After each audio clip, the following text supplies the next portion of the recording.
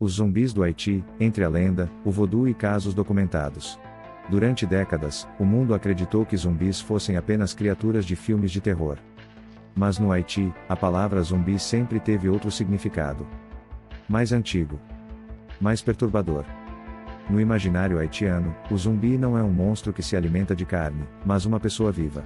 Privada da própria vontade. Essa crença nasce dentro do vodu haitiano, uma religião ancestral, profundamente ligada à história do país.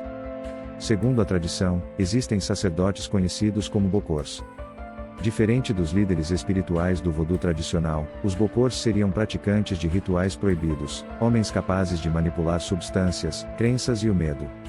A lenda diz que esses bokors dominariam uma poção poderosa, capaz de induzir um estado que simula a morte. A pessoa respira lentamente. Os batimentos quase desaparecem. O corpo fica rígido. E, para todos os efeitos, está morta. Médicos confirmam o óbito. A família realiza o velório. O enterro acontece. Mas o corpo não estava realmente morto. Dias depois, segundo os relatos, o bokor retorna ao túmulo. Desenterra a vítima ainda viva, confusa, debilitada, sem memória clara do que aconteceu. A partir desse momento, diz a tradição, a pessoa passa a viver como um zumbi, sem vontade própria, obediente, usada como mão de obra em plantações isoladas. Durante muito tempo, isso foi tratado apenas como folclore. Até que alguns casos começaram a chamar a atenção do mundo. O mais famoso é o de Clairvius Narcisse. Em 1962, no Haiti, Clairvius foi declarado morto após apresentar sintomas estranhos. Seu corpo foi velado, enterrado. E sua família seguiu o luto. 18 anos depois, em 1980, ele reapareceu. Caminhando por uma vila. Reconhecendo parentes. Sabendo detalhes íntimos de sua própria morte. Exames médicos confirmaram sua identidade. Clairvius afirmou que esteve consciente durante o próprio enterro, mas incapaz de se mover ou gritar. Disse ter sido retirado da cova por um bokor, e mantido como trabalhador forçado por anos.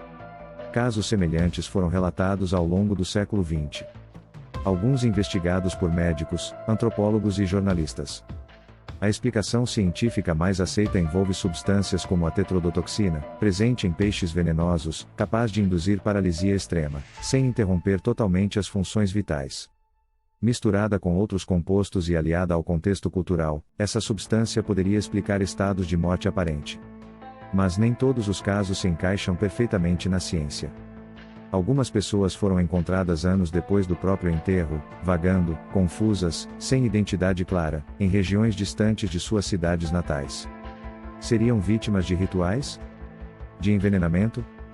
De histeria coletiva? Ou de algo que ainda não compreendemos completamente? No Haiti, a linha entre religião, tradição e medo é tênue. E para muitos moradores, a explicação é simples: algumas portas, quando abertas, não se fecham completamente. E talvez os zumbis do Haiti não pertençam ao cinema, mas a uma zona obscura onde ciência, crença e realidade se encontram. Ou talvez sejam apenas lendas que insistem em sobreviver ao tempo.